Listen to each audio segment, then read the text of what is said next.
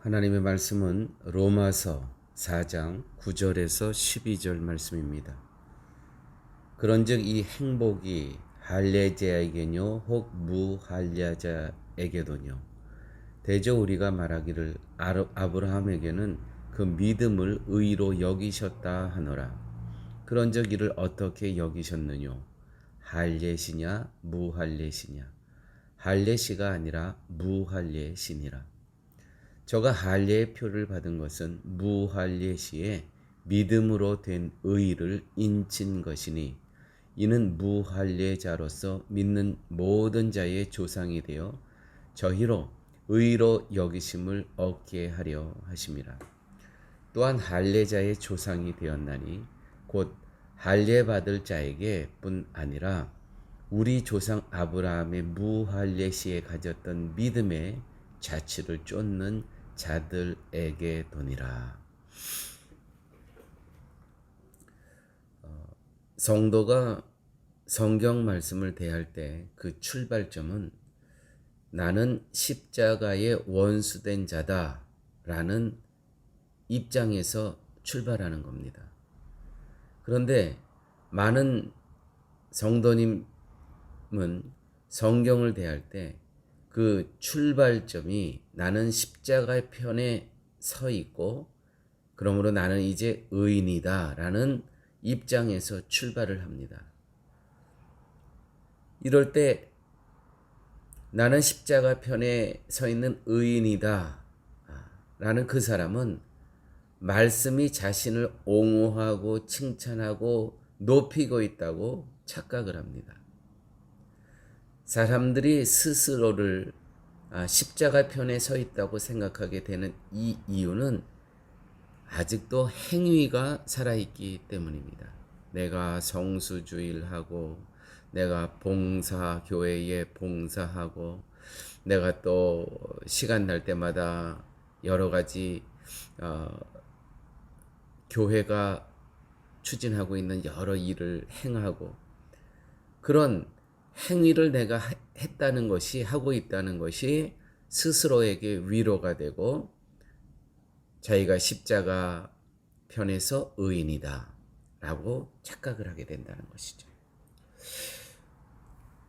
지난주 우리에게 말씀드린 대로 로마서 4장 6절에서 8절 말씀 가운데 일한 것이 없이 하나님께 의로 여기심을 받은 사람의 행복에 대하여 다윗의 말한 바 그 불법을 사하심을 받고 그 죄를 가리우심을 받은 자는 복이 있고 주께서 그를 인정치 아니하실 사람은 복이 있도다 함과 같으니라. 여러분, 과연 이 행복을 누리고 만끽하시고 이 행복을 알고 살아가십니까? 일하지 않았는데 삭을 주는 거예요. 일한 노동의 대가를 주는 거예요. 분명히 나는 일하지 않았어요.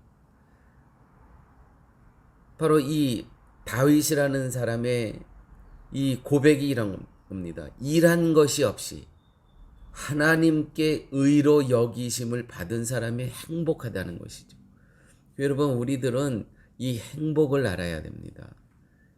세상이 바라는 그 행복이 아니고 우리는 하나님께서 의로 여겨주실 어떤 일도 한 것이 없는데 하나님께서 의로 여겨주셨어요. 뭡니까? 하나님의 자녀 영생을 허락해 주셨다는 것이죠. 누구 때문에? 우리가 한 공로는 이와 같은 은혜와 이와 같은 행복을 받을 우리의 일은 아무것도 없었습니다. 단지 예수 그리스도의 십자가의 공로를 인정할 뿐이라는 것이죠. 우리가 그것을 보고 하나님께서는 우리를 또 의로 여겨주시는 이 행복에 대해서 알고 계십니까? 지금 다윗은 그와 같은 이야기를 하는 겁니다. 시편에서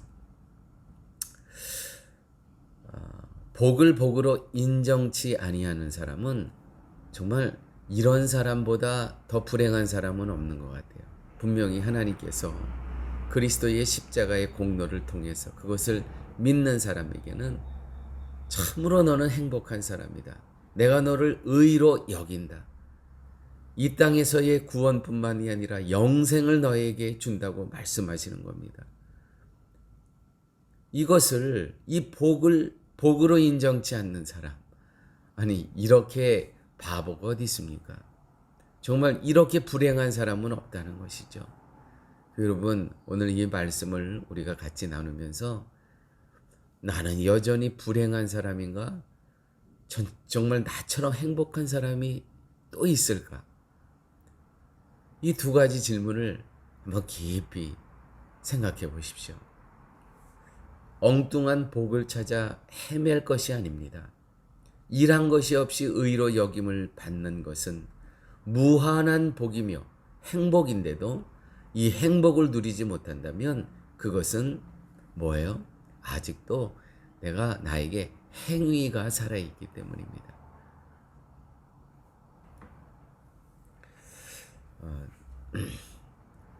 특별히 이단들이 여기에 넘어가는 경우가 많이 있죠. 전도를 하더라도 내가 천국에 가기 위해서 하나님의 백성이 되기 위해서 전도를 합니다. 전도라는 거 얼마나 감사한 겁니까? 내가 하나님의 은혜를 기억하면서 나 자발적으로 자원해서 이 복음을 나만 누리기가 안타까워서 전하는 거죠. 그런데 그 사람은 그러한 감격과 기쁨을 얻고 어떤 법에 의해서 이 족쇄에 의해서 이 전도를 안 하면 내가 하나님 나라에 들어갈 수 없다는 이 전제 조건을 갖고 전도를 한다면 이건 또 묶이는 거예요. 할례의 법에 또 묶입니다. 창세기에 보면 할례를 행할 것을 말씀하는 것은 17장에 나옵니다. 할례를 행하라. 그런데 아브라함의 믿음이 의로 여김을 받는 사건은 15장에서 나옵니다. 결국 할례는 아브라함의 믿음이 의로 여김 받는 데 있어서 전혀 어떤 역할을 하지 못했다는 것을 증언하는 겁니다. 아시겠죠? 이 의미를 다시 한번 말씀드립니다. 매우 중요한 부분입니다. 창세기에 할례를 행할 것을 말씀하는 것은 17장, 아브라함의 믿음의 의로 여김 받은 것은 15장. 그러므로 결국 할례는 아브라함의 믿음의 의로 여김 받는 데 있어서 전혀 어떤 0.001%의 어떤 역할도 하지 못했다는 것이죠. 그런데 무엇 때문에 아브라함에게 할례를 행하라고 하시는 겁니까? 17장에서 이미 15장에 아브라함의 믿음을 의로 여기셨는데 왜 할례를 하라고 하시는 겁니까? 그 이유를 오늘 본문 11절 보십시오. 11절 말씀. 저가 할례의 표를 받은 것은 무할례 시의 믿음으로 된 의를 인친 것이니라. 인친 것이니라.